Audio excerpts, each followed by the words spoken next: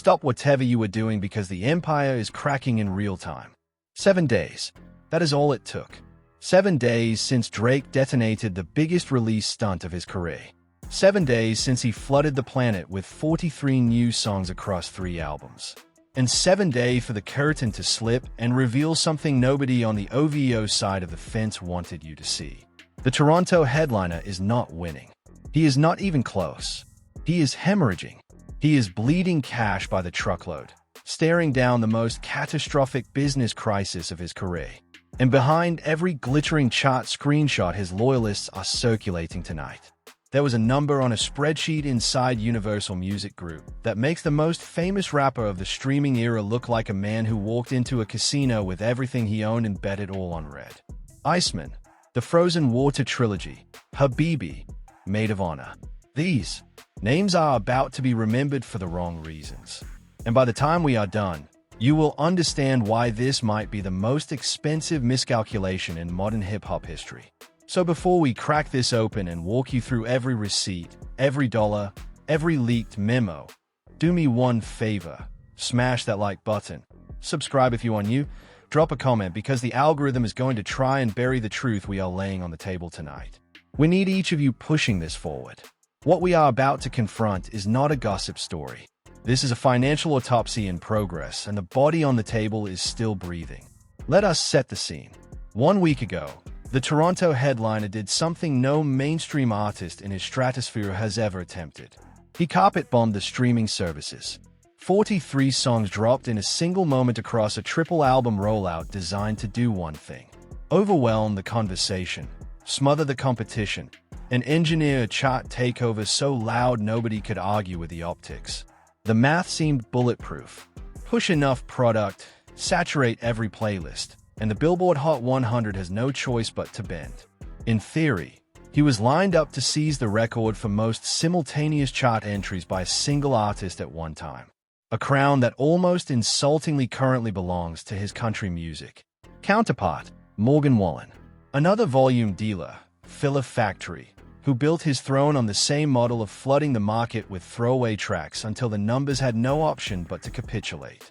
2 volume dealers racing each other to the bottom of the barrel, and the prize was supposed to land in Toronto. Except the prize did not arrive because the moment the digital dust settled, the cracks started showing, and they started showing fast. ICEMAN, the centerpiece of this entire operation, the only one of the 3 records anyone actually treated as a real album, managed to land all 18 of its tracks on the chart. Fine, that part worked.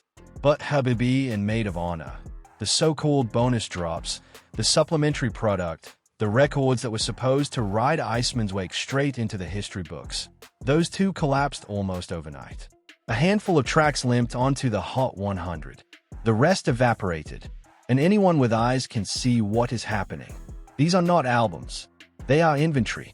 And the inventory is rotting on the shelf before the first weekend is even over.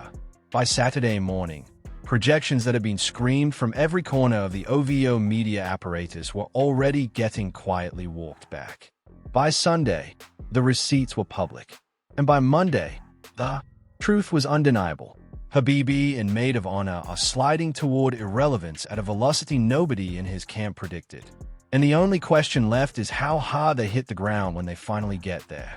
But here's where the story turns from embarrassing to apocalyptic, because the numbers behind the numbers are even uglier than the surface chart story.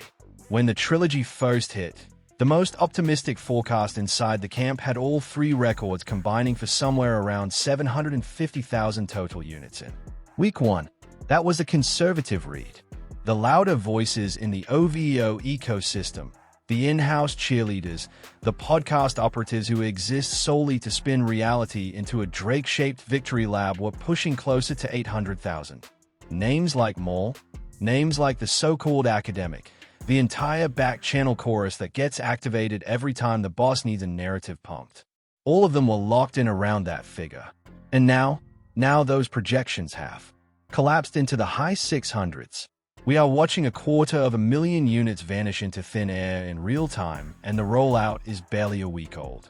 And let me say something that I cannot prove on paper yet, but that I am putting on record tonight, so that when the data catches up to it, You remember where you heard it first. Habibi and Maid of Honor look like they are being bugged. I'm saying it out loud. The streaming patterns are too symmetrical. The engagement is too flat. The cultural footprint is non-existent.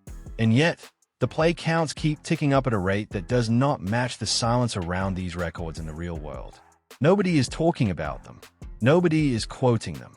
There are no viral moments, no breakout singles, no TikTok ignitions. And yet the numbers keep moving. Somebody somewhere is pumping the tires on this thing.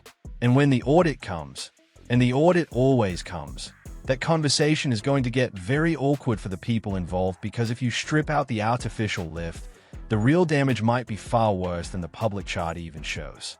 Now, let us talk about the album that supposedly matters.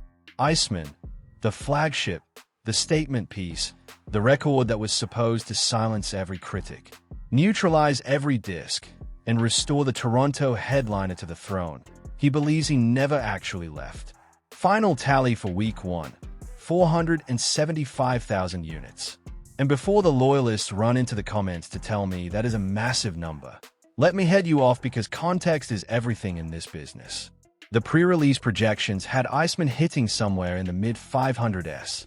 So even the prestige album, the one with the real promotion behind it, the one with the real budget, the one with the real attention, even that album underperformed its own forecast.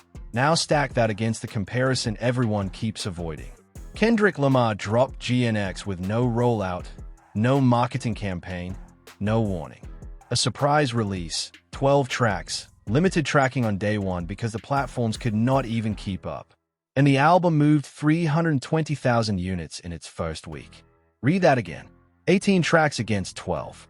A full month of orchestrated promotion against a midnight surprise drop. $500 million of label machinery against a Compton kid with a microphone, and the gap between them is barely 150,000 units. If you understand how this industry actually works, if you understand catalog weight per song streaming velocity, real engagement metrics versus padded inventory, you already know that what Kendrick did with 12 songs is on a per-track basis in a different galaxy from what Drake just did with 18. A single Kendrick song outpulls a Drake album cut by such a wide margin that the comparison is almost cruel. And the kicker that should haunt every executive looking at these spreadsheets. Kendrick did not pad. Kendrick did not flood. Kendrick did not stretch the runtime. If he had, every rapper in the genre, Drake included, would have stayed indoors another full year. The padding is the panic. But I am not telling you any of this to dunk. I'm not here for a cheap victory lap. And the comments section gotcha is the smallest part of what is actually happening here. The reason this matters, the reason every single one of you, fan or hater, casual listener or industry head, needs to be paying attention right now is because ICEMAN and its two bloated companions have detonated a chain reaction behind closed doors that the public is only starting to understand. According to the latest industry reporting, Drake has officially been released from the $400 million contract he signed with Universal Music Group. The deal is over. The relationship is dissolved. As of this week, the most commercially dominant rapper of the past 15 years is officially a free agent. No label, no machine behind him, no safety net. And before you start celebrating this as some kind of independence victory, slow down, because this is not the clean break the OVO press release wants you to believe it is. This is not Drake walking off into the sunset with his catalog under his arm, ready to build his own empire. This is the exact opposite. This is a man who delivered the final albums on his contract in one massive dump just to satisfy the deal, and then walked away with literally nothing in his pocket but the clothes on his back. The Hits Daily Double Bulletin spelled it out in language that should make every artist in the building sit up straight. The Canadian Colossus is believed to have delivered the remaining 3 albums on his present uni deal in one fell swoop. He will now walk, though he will do so without the massive catalogs of hits he has produced since 2009, which remain at Sir Lucian Grainge's house. End quote. Read that one more time, because that is the entire game in a single paragraph. Universal owns everything. From the moment So Far Gone changed the trajectory of his career back in 2009 all the way through Take Care, nothing was the same. Views, Scorpion, Certified Lover Boy. Honestly, never mind. For All the Dogs, and yes, even ICEMAN itself. Every single master, every single publishing share that matters, every single dollar of catalog revenue lives inside Solution Grange House. Drake does not own his music. He has never owned his music. And in the very moment he was using these new records to taunt and antagonize the very label that controls his life's work, Universal was sitting back collecting because the songs he was using to attack them were by contract theirs to Monet's. The diss tracks pay the people being dissed. Think about that for a second. There is no more brutal illustration of who actually runs the table. Now, here is where the financial picture goes from grim to catastrophic, because ICEMAN was not a normal album release. This was not a man clocking and recording his vocals, taking his advance, and walking out of the building. Drake personally funded ICEMAN. He paid for the production. He paid for the features. He paid for the studios, the engineers, the mixes, the masters, the visuals, the marketing, the rollout, the entire apparatus top to bottom. And the most conservative estimate currently floating through industry channels puts that self-funded budget at a minimum of $10 million. $10 million out of his own pocket. And every credible person looking at the production credits, the feature list, the video budgets, and the rollout footprint is telling you that $10 million is the floor, not the ceiling. The real number is almost certainly high-end, possibly significantly higher. To put that in perspective, ICEMAN likely cost more to produce than his last 10 albums combined. I'm not exaggerating that for effect. I mean that mathematically. This is the most expensive single project of his career by a wide margin. And it is the only project he ever paid for himself, and it is the project where Universal still owns the masters. Do you understand what that means? It is the inverse of every dream every artist has ever had. You spend your own money. You take on all the risk. You write the checks, and the label gets the upside. It is a film studio writing a $500 million blank check for a movie, opening to $150 million domestic, and then realizing the distributor owns the negatives. The math will never work. There is no realistic path on which Drake recoups the budget he put into ICEMAN. None. The album is a financial wound that will not close. And historians of this business are going to look back on ICEMAN the same way they look at the most infamous money-losing prestige projects in Hollywood. A swing so big, so expensive, and so structurally doomed that it actually rewrites the leading artist balance sheet for years to come. Now, ask yourself the question every industry head in New York and Los Angeles is asking tonight. Why did he do this? Why would the most relentlessly money-conscious rapper of his generation, a man whose entire public mythology revolves around bags, jewelry, watches, mansions, and the visible accumulation of wealth, voluntarily set $10 million of his own capital on fire for an album whose profits flow to somebody else? And the answer is the most pathetic part of this entire saga. Because it is not about art. It is not about freedom. It is not about creative liberation or sticking it to the system. Drake did this for one reason and one reason only: leverage. He needed to make a statement, a public, undeniable billboard-sized statement that he could fund himself, deliver at scale, and still command attention. He needed to walk into his next negotiation with proof of concept, because ICEMAN was never the end goal. ICEMAN was an audition for the next deal. And this is where the entire mask comes off. Because if Drake actually believed in independence, if he actually believed in the gospel of artistic ownership he has been signaling around in interviews and lyrics, he would be using this moment to build something of his own.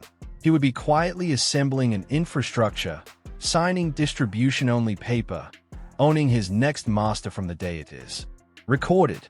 But that is not what is happening. The reporting is unambiguous. Drake is not exiting the major label system. He is shopping for a new one. He has already initiated conversations with Warner where Party Next Door, one of his closest collaborators, is structurally tied in. He has put feelers out to Sony where his frequent collaborator 21 Savage is housed. And of course, he is also keeping the door open to a return to Universal itself, which would mean walking back into Solution Grange's office and effectively asking for slightly better terms on the same chain he was just trying to break. That is the punchline. The man who positioned himself as a rebel just spent $10 million of his own money to audition for a job at one of 3 companies, 2 of which were always there and 1 of which he just publicly humiliated. This is not a revolution. This is a salary negotiation with extra production cost. And the noise machine knows it. Which is why right now, if you turn on any OVO-aligned podcast, any of the so-called industry analysts who get their talking points faxed in from above, you are hearing some of the most absurd numbers ever floated in modern music journalism. There are people on camera with straight faces claiming Drake has $2 billion on the table and is negotiating up to $5 billion. $5 billion. Let me be very clear about what that number is. That is not a real offer. That is not a real negotiation. That is a leak. That is a planted figure designed to manipulate the public conversation, designed to put pressure on the actual labels at the table, designed to make Warner and Sony and Universal believe that if they do not match a fantasy number, they will lose face. Drake is not worth $5 billion. Drake is not worth what entire intellectual property universes like Star Wars and Marvel were sold for. Anyone telling you otherwise is either lying to you on purpose or has been instructed to lie on his behalf. This is a bargaining tactic. Full stop. And once you see it, you cannot unsee it. So, let us be honest about where this is most likely headed. Strip away the propaganda. Strip away the planted numbers. Strip away the private equity rumors that keep getting recycled to make him look more powerful than he is. The realistic outcome is that Drake resigns with Universal on slightly modified terms. Or he jumps to Warner or Sony on terms that look impressive on paper, but lock him back into the same fundamental trap he was just in. Somebody else owns the masters. Because the truth that the OVO ecosystem will never admit out loud is that Drake does not actually want to be independent. He has never wanted to be independent. He does not know how to build an organization. He does not know how to run a label. He does not have the operational instincts of a Kanye, the founder energy of a Jay-Z, the architecture mind of any of the actual mogul in this business. He is in the language of the industry itself talent. He is product, and product, no matter how much it sells, does not run the factory. And nothing illustrates this more cleanly than the contrast hanging over this entire conversation like a thundercloud. Ye West. Ye walked away from the label system, embraced independence with both hands, and never once looked back. Every album he has dropped since cutting the cord has done strong commercial numbers despite an industry incentivized to suppress him. He has set independent music records, staged some of the largest stadium events on the planet, and personally taken home more revenue per release than he ever could have under the old system. You can have whatever opinion you want about his music, his behavior, his public statements. That is a separate conversation. But on the pure question of artistic ownership and infrastructural courage, Ye made the jump. Drake will not. And that one decision tells you everything you need to know about who these 2 men actually are when the lights go off and the contracts come out. There is a famous line attributed for years to one of the genuine architects of this business. The warning that the system will let you cash the check, but it will never hand you the keys. The check is the bait. The leverage is the prize. And Drake, every time he has been offered a fork in the road, has chosen the check. He chose it in 2009. He chose it in 2012. He chose it on every renegotiation since. And now sitting in the most precarious financial position of his career. Watching ICEMAN bleed money in real time. Watching Habibi and Maid of Honor evaporate from the public consciousness. Watching the projections collapse. Watching the catalog he no longer owns continue to make Sir Lucian Grange richer by the day. Now in this moment, he has one more chance to make a different choice. And every signal coming out of his camp tells you he is about to make the same one again. This is the price of taking the bag over the building. And the brutal part is that Drake knows it. He has to know it. You cannot be this deep in the business for this long and not understand the geometry of what is happening to you. But knowing is not the same as changing. And the man who built his brand on being the smartest guy in every room has spent the last decade making the dumbest possible business decisions for a person at his altitude.